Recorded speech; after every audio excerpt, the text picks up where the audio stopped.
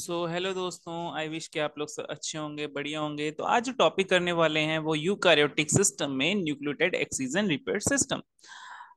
It is similar to that of in case of prokaryote, है ना, but the difference lies in recognition. तो difference कहाँ पे आता है? जहां पे रिकॉग्नाइज करना है किसको, कहीं पे डिस्टॉर्शन है उसको रिकॉग्नाइज करना है।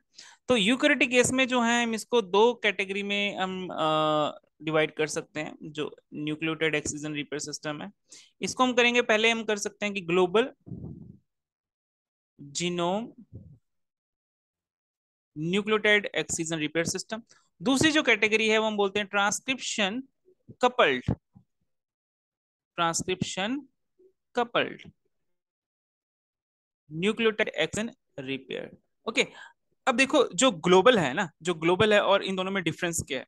पहला डिफरेंस तो यही है कि ये क्या करता है, ये होल जीनोम है ना, कि होल जीनोम में क्या करेगा, उसको कहीं पे अगर रिपेयर करनी है, कहीं पे अगर लीजन है उसको रिपेयर करना है तो वहां पे रिपेयर कर सकता है, कहीं पे भी डिस्टॉर्शन है। लेकिन इसके exception is going on when transcription is going on. जब ट्रांसक्रिप्शन हो रही है उस टाइम पे क्या होगा, इस रिपेयर मैकेनिज्म काम करेगा। ठीक है, अच्छा। अब दो चीजें हैं, एक है रिकॉग्निशन रिकॉग्निशन ऑफ लिजनिंग, कहीं पे डिस्टॉर्शन बोल दिया हमने, ठीक है। दूसरा है रिपेयर रिपेयर सिस्टम, और हम बोलते हैं कि रिपेयर कोर। तो इन दोनों में जो कॉमन है, कॉमन मतलब कि इन दोनों सिस्टम में जो कॉमन है वो है रिपेयर सिस्टम। रिपेयर मतलब repair core. Repair system means the proteins which are involve in repair of the distortion of any kind distortion, तो वो करेगा, वो कोर प्रोटीन है, वो सेम होंगे, ठीक है। लेकिन जो रिकॉग्निशन के लिए जो प्रोटीन है, रिकॉग्निशन के लिए जो प्रोटीन होंगे वो क्या होंगे, दोनों के केस में डिफरेंट है। इस केस में डिफरेंट है, इस केस में डिफरेंट है, ठीक है। जैसे मान लो कि हम बोल रहे हैं कि जो न्यूक्लियोटाइड एक्सीजन रिपेयर सिस्टम जिसमें कि ग्लोबल जीनोम है, उसमें जो रिकॉग्नाइज होगी वो करेगा recognise, that will be recognise by XPCRAD23 complex, ठीक है जी। लेकिन अगर हम बात करेंगे कि जो ट्रांसक्रिप्शन कपल्ड है उसमें क्या होगा, वो क्या होगा कि देखो इसमें दो चीजें आ गई कि जब ट्रांसक्रिप्शन, ठीक है, नेक्स्ट लाइन में चलते हैं, कि जब ट्रांसक्रिप्शन हो रही है, suppose transcription is going on, है ना, ये आपका डीएनए आ गया, ठीक है। अब दोनों डीएनए में से एक क्या होगा, एक यूज होगा एज अ टेम्पलेट स्ट्रैंड। अभी आपका बन रहा है, क्या बन रहा है, आरएनए बन रहा है। अब जो एक्टिव स्ट्रैंड है, मान लो कि ये वाला जो स्ट्रैंड है, जो नीचे वाला है, ये दिस वन है ना, this strand is involve in transcription. अब क्या हुआ, इस स्ट्रैंड में क्या हुआ, कहीं पे डिस्टॉर्शन आ गई, है ना, कि कहीं पे क्या होगी, डिस्टॉर्शन आ गई। अब ये डिस्टॉर्शन हो सकती है कि डीएमिनेशन हो या फिर कोई बेस मॉडिफिकेशन हो चुकी है उसके कारण आई है, ठीक है। अब क्या हुआ, अब इसको क्या हुआ, यहाँ पे क्या होगा, हॉल्ट हो जाएगी, क्या हो जाएगी, ट्रांसक्रिप्शन हॉल्ट हो जाएगी। क्या बोला मैंने, ट्रांसक्रिप्शन रुक जाएगी, ठीक है। अब जब ट्रांसक्रिप्शन रुक गई तो क्या होगा, आरएनए पॉलीमरेज, है ना, जो मेन एंजाइम है जो कि ट्रांसक्रिप्शन करता है उसको बोलते हैं आरएनए पॉलीमरेज। आरएनए पॉलीमरेज क्या होगा, आगे मूव नहीं करेगा, है ना, कि यहाँ पे अगर डिस्टॉर्शन आ गई तो आरएनए पॉलीमरेज आगे मूव नहीं करेगा। वो क्या करेगा, ये रिक्रूट करेगा कि जो प्रोटीन है जो इसको रिपेयर करें, उनमें आते हैं सब प्रोटीन्स आएंगे, दैट इज सम फैक्टर जिसको बोलते हैं हम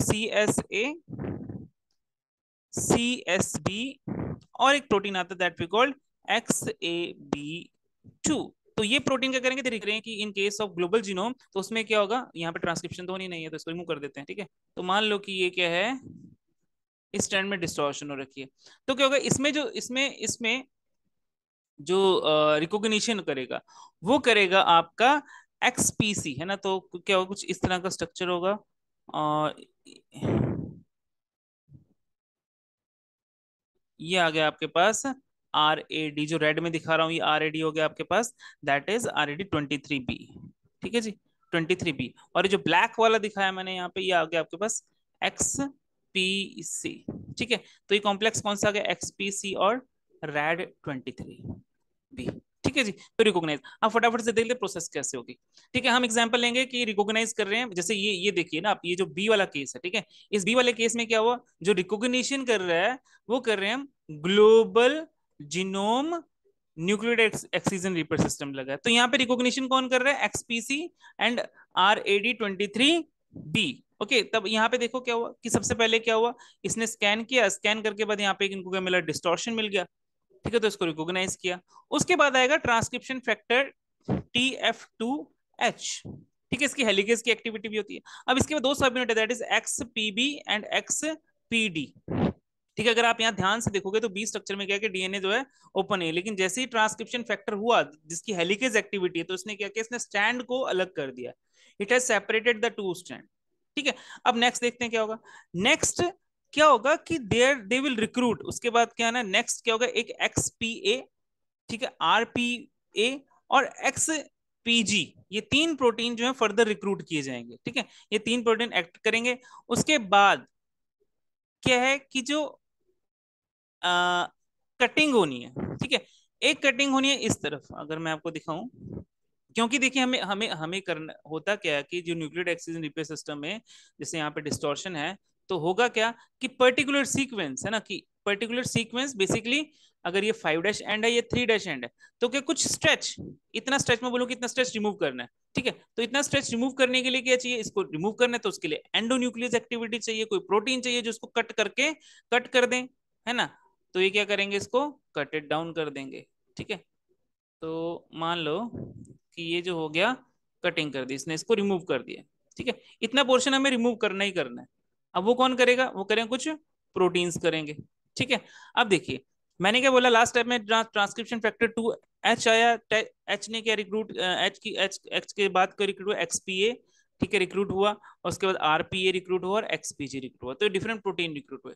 अब क्या है कि जो एक्सपीएफ है, ठीक है, उसके पास से एक प्रोटीन आएगा जिसको, अच्छा ये जो एक्सपीएफ है ये अलग प्रोटीन है, एक्सपीए अलग था, तो एक्सपीए करेगा, ये रिक्रूट करेगा एक्सपीएफ और दैट इज कॉम्प्लेक्स ERCC1 और एक्सपीएफ। ठीक है, तो ये रिक्रूट होंगे कहाँ पे, एक्सपीए के साथ, and what it will do, it will make an cut, cut मतलब यहाँ पे इसको काट देंगे, यहाँ पे से, ये यहाँ पे से क्या हो जाएगा, एक कटिंग हो जाएगी। ठीक है, यहाँ से कटिंग कर देगा, कौन कटिंग करेगा, ये कर रहा है, इंसीजन कर रहा है। ठीक है, कट कर दिया इसने। अब कट करने के बाद क्या हुआ, अब enzyme that is DNA polymerase delta epsilon, अगर मान लो कि वो लीडिंग स्ट्रैंड है तो वो एप्साइलन होगा, अगर लैगिंग स्ट्रैंड था तो कौन सा आ जाएगा, डेल्टा आ जाएगा। ठीक है, तो ये एंजाइम क्या होंगे, यहाँ पे ऐड हो जाएंगे, और उसके बाद जो है ये पीसीएन जो क्लैंप लोडर है वो आ जाएगा। ठीक है, तो ये क्या करेंगे, ये जो डीएनए पॉलीमरेज ये है, ये देखोगे ना रेड वाला, तो ये कर रहा है इसको एक्सटेंड करना शुरू कर दिया। ठीक है, जब एक्सटेंड हो गया उसके बाद जो एक्सपीजी है इसने क्या कट किया, इसने इतना इसको कट कर दिया। ठीक है, तो ये पोर्शन क्या हो गया, सारा पोर्शन रिमूव हो गया जिसमें क्या डिस्टॉर्शन थी, और ये गैप था, है ना, इस गैप को फिल किसने किया, पॉलीमरेज, डीएनए पॉलीमरेज ने। ठीक है जी, और उसके बाद जो गैप के बाद जो निक बचेगा, ठीक है ना, मैं हमेशा आपको बोलता हूँ कि जैसे सपोज कि जो डीएनए पॉलीमरेज की प्रॉपर्टी क्या होती है, ये मान लो ये नया बन रहा है और ये प्रीवियसली प्रेजेंट था, ये जो स्टैंड है ये प्रीवियसली प्रेजेंट था, यहाँ पे है एडनिन। ठीक है, अब इसने पीछे ऐड किया थाइमिन, तो थाइमिन और एडनिन के बीच में ये बॉन्ड नहीं बना पाएगा डीएनए पॉलीमरेज, तो इसको बोलते हैं निक। तो ये निक जो है हमेशा फिल कौन करेगा, DNA polymerase, sorry DNA ligase.